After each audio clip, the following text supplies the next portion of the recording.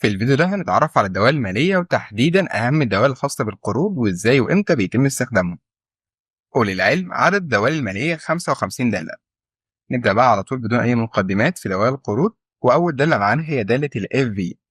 دالة ال FV اللي هي اختصار ل Future Value، اللي هي بتجيب لي القيمة المستقبلية للقروض بعد زيادة الفوائد اللي هدفعها أو هسددها. بمعنى أوضح هي إجمالي الدين اللي هدفعه، واللي عبارة عن قيمة القرض زائد الفوائد. يعني مثلا لو عايز تاخد قرض ب5000 جنيه ورحت البنك، والبنك وافق يديك القرض مع فايدة 5% من قيمة القرض، كده إجمالي الدين أو الفيوتشر فاليو بتساوي قيمة القرض اللي هي البريزنت فاليو زائد الفايدة. طيب أنا مثلا هنا لو عايز أجيب قيمة القرض أعمل إيه؟ بسيطة، هستخدم هنا دالة ال FV في حساب القيمة المستقبلية للمبلغ اللي المفروض هسدده، يساوي وبعدين FV وبعدين تاب.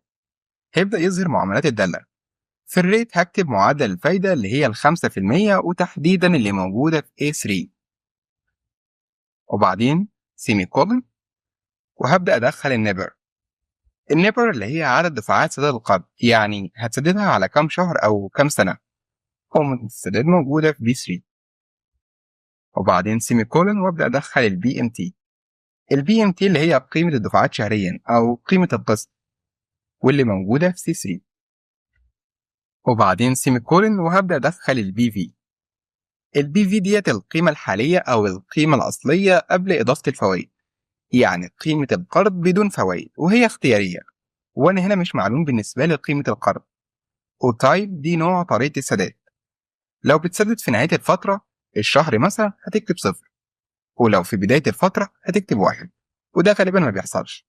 هنكتفي لحد البي ام تي، والبي في والتايب مش هتأثر على المعادلة لأنهم اختياري. واقفل القوس. بس خد بالك من حاجة قبل ما تضغط انتر، احنا لازم نوحد طريقة الحساب، يا إما نحسب سنوي أو شهري، وأنا عموما بفضل أحسب شهري، فأقسم الفايدة على 12 علشان أحولها لشهور. ومدة السداد وقيمة الدفعات معمولة اوريدي شهري، فمش هغير حاجة غير معدل الفايدة وإن أنا أقسمها على 12 واضغط انتر. طبعا هو الرقم هنا ظاهر بالسالب، لأن لما بنسدده بيظهر بالسالب، فهحتاج أحط سالب قبل الدالة أو قبل قيمة الدفعات علشان يظهر بالموجب وما يحصلش أي لخبطة في أي عملية حسابية بعد كده. ده كده بالنسبة لدالة ال FV. أما بالنسبة لدالة ال BV اللي هي ال Present Value، بتستخدم في حساب القيمة للقرض أو استثمار. ال Present Value أو أصل القيمة، يعني مثلا لو عايز تعرف إيه هي الفلوس اللي المفروض تستثمرها علشان تحصل على مبلغ 100,000 جنيه بعد 10 سنوات، مع العلم إن معدل الفايدة السنوي 8%. فالدالة ديت هي اللي هتعرفك ال Present Value أو القيمة اللي المفروض تستثمرها للعائد ده مع معدل الفايدة دي. وخد بالك إن لازم أوحد الوحدات الزمنية في كتابة الدالة. يعني هنا مثلا معدل الفايدة سنوي، يبقى لازم أراعي إن الفترة تكون بالسنة. أما لو كانت بشهور، فهقسم معدل الفايدة على 12. هبدأ أكتب المعادلة بتاعتي، يساوي وبعدين بي في وبعدين تاب، وهيبدأ يظهر مكونات الدالة. في الريت هدخل معدل الفايدة واللي هي بي 3، وبعدين سيمي كولن، وهبدأ أدخل النبر اللي هي الفترة أو المدة اللي هنحسب على أساسها الفايدة، واللي موجودة في بي 4، وبعدين سيمي كولن، وادخل البي ام تي. في الحاله ديت مفيش اي دفعات، فهكتبها بصفر او اسيبها فاضيه، والبرنامج هيفهم ان مفيش دفعات. بعد كده هبدا ادخل الاف في اللي هي القيمه المستقبليه واللي موجوده في في 6. والتايب زي ما قلت لك في داله الاف في اللي هي نوع الدفعات، لو عاديه هنعملها صفر، ولو فوريه في بدايه الفتره هكتبها بواحد. واقفل الاقواس. وخد بالك برضو قبل ما تضغط على انتر، كان ممكن يكون عندي علم بالبي ام تي، وفي الحاله دي هكتبها، وممكن ما يكونش معروف بالنسبة لي ال FV، واضغط انتر. هحتاج احول الرقم ده لموجب عن طريق ان انا احط سالب قبل الدالة. اذا هو ده المبلغ اللي المفروض استثمره علشان احصل على عائد 100,000 جنيه بعد 10 سنوات بمعدل فايدة سنوي 8%. الدالة اللي بعد كده هي دالة ال BMT. دالة ال BMT بتحسب قيمة الدفعات الشهرية، وبرضه نفس المعاملات اللي كتبتها في دالة ال BV وال FV هتكتبها هنا برضو. يعني ايه قصدك تقول ايه؟ قصدي اقول لك ان برضو في ريت وفي نيفر وفي في في وفي اف في، بس التكوين بس اللي بيختلف. حاجات بتيجي في الاول وحاجات في الاخر. فانت مش لازم تحفظ مكونات كل داله. انت بس اعرف ان البي ام تي دي قيمه الدفعات، والريت ده معدل الفايده، والنبر ده عدد دفعات او المده، وهكذا. تعال بقى نحسب قيمه الدفعات الشهريه هنا. يساوي، وبعدين بي ام تي، وبعدين تاب. هيبدا يظهر معاملات الداله. هتدخل الريت، وطبعا هقسمها على 12 لان مده السداد بالشهور، فلازم احول الفايده لشهري، واللي موجوده في بي 1 واقسمها على 12، وبعدين سيمي كولن، وابدا ادخل النبر اللي هي المده، واللي موجوده في في 2، وبعدين سيمي كولن، وابدا ادخل البي في اللي هي قيمه القرض اللي بريزنت فاليو، واللي موجوده في في 3. المفروض دلوقتي ان انا ادخل الاف في، بس هي مش معلومه عندي، وبعدين هي اختياريه فمش هتوقف المعادله ولا حاجه. واقفل القوس واضغط انتر، وطبعا برضو ظهر بالسالب، فانا عايز احول الرقم ده لموجب، فهعمل سالب قبل الداله واضغط انتر. ده كده بالنسبه لداله البي ام تي. تعالى بقى ندخل في داله الريت. داله الريت بتحسب نسبه الفايده او معدل الفايده. هتكتب يساوي، وبعدين ريت، وبعدين تاب. هنبدا ندخل النبر اللي هي على دفعات اللي هي البي 2، وخد بالك انها هنا شهري، يعني نسبه الفايده اللي هتطلع هتكون شهري مش سنوي. وبعدين سيمي كولن، وابدا ادخل بي ام تي اللي هي قيمه الدفعات، واللي موجوده في بي 3، وبعدين سيمي كولن. تعالى نحط سالب قبل قيمه الدفعات علشان الفايده ما تظهرش بالسالب، وفي الحاله دي هتدينا خطا اصلا. وبعدين ادخل البي في اللي هو مبلغ القرض، واللي موجود في بي 1، وطبعا ما عندناش الاف في معلوم، فهقفل الاقواس واضغط انتر. كده هو جاب لي الفايده الشهريه. لو عايز الفايده السنويه هضرب الفايده دي في 12 في 12.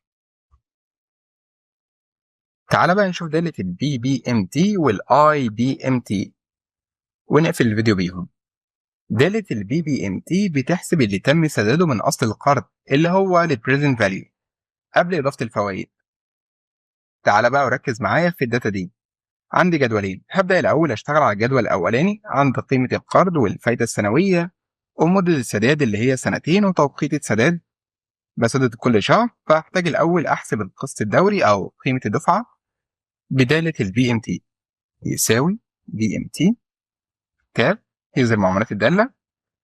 أنا هشتغل بالشهور فهحول الفايدة بالشهور وهقسمها على 12. الفايدة موجودة في بي 3 وأقسمها على 12، وبعدين سيمي كولن، وأبدأ أدخل النبر اللي هي مدة السداد وهحولها لشهور برضه. بي 4 في 12، وبعدين سيمي كولن، وابدا ادخل البي في اللي هي البريزنت فاليو واللي هي البي 2، واضغط انتر. خد بالك ان قيمه القسط الدوري دي شامله الفوائد كمان، يعني هي عباره عن جزء مسدد من اصل القرض زائد الفايده المسدده من اصل القرض، وده لشهر واحد بس. تعال بقى نشوف الجدول الثاني والداتا اللي فيه. اولا الاقساط، طبعا مده السداد سنتين، فاكيد عدد الاقساط عندي 24 قسط شهري. تعال نشوف. تمام، نرجع تاني للوضع الطبيعي، وبعدين الجزء المسدد من اصل القرض قبل اضافه الفوائد، واللي هعرفه عن طريق البي بي ام تي، وبعدين قيمة الفايدة المسددة من القرض، وأخيرا قيمة القسط، وهو عبارة عن الجزء المسدد من أصل القرض زائد قيمة الفايدة المسددة. هبدأ الأول أجيب الجزء المسدد من أصل القرض عن طريق دالة البي بي ام تي. يساوي، وبعدين بي بي ام تي، وبعدين تاب. هيظهر لي معاملات الدالة. أول حاجة هدخل الريت اللي هي معدل الفايدة واللي موجودة في بي 3، وهثبتها ب F4 علشان محتاج ان انا انسخ المعادله ديت على كل الاقساط طبعا، وانا عايز اثبت الفايده واقسمها على 12، وبعدين سيمي كولن، وابدا ادخل البي اي ار، يعني كل قد ايه بتدفع او بتسدد. يعني ده الشهر الأول أو القسط الأول ولا التاني ولا التالت ولا إيه؟ هو القسط الأول واللي موجود في دي 3، وبعدين سيمي كولن وأدخل النبر اللي هي عدد الفترات أو الدفعات أو المدة، مش هتفرق المسميات، واللي موجودة في 4 وأثبتها وأضربها في 12، وبعدين سيمي كولن وأدخل البي في اللي هو مبلغ القرض واللي موجود في بي 2 وأثبتها وأقفل القوس وأضغط انتر. كالعادة حول السالب لموجب، وبعدين هنسخ المعادلة لباقي الخلية.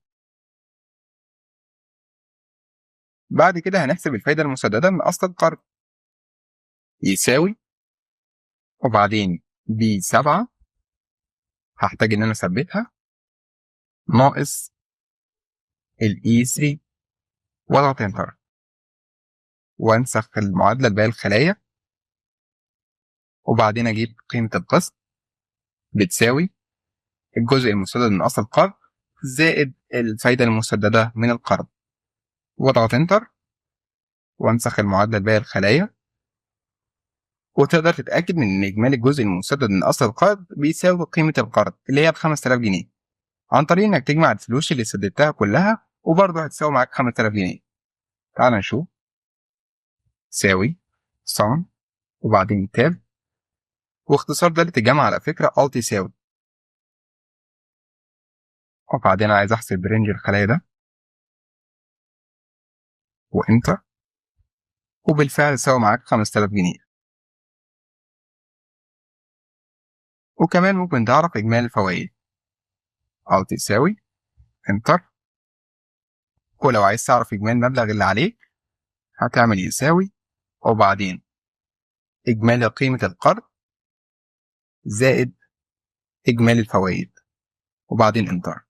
آخر حاجة ممكن أقولها لك إننا ممكن نحسب الفايدة المستدرة من أصل القرض من خلال دالة ال IBMT، وهي نفس مكونات دالة ال BBMT، يساوي IBMT وبعدين تاب الريت اللي هو معدل الفايدة نقسمه على 12 وبعدين سيمي كولن وأدخل البير اللي هو رقم القسط وده تحديدا القسط الأول، سيمي كولن وبعدين أدخل النبر اللي هي مدة السداد أضربها في 12 وبعدين سيمي كولن وأبدأ أدخل البريزنت فاليو اللي هي قيمة القرض واضغط انتر.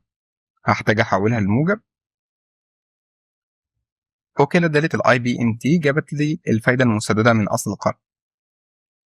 لو عندك أي استفسار سيبه هنا في التعليقات.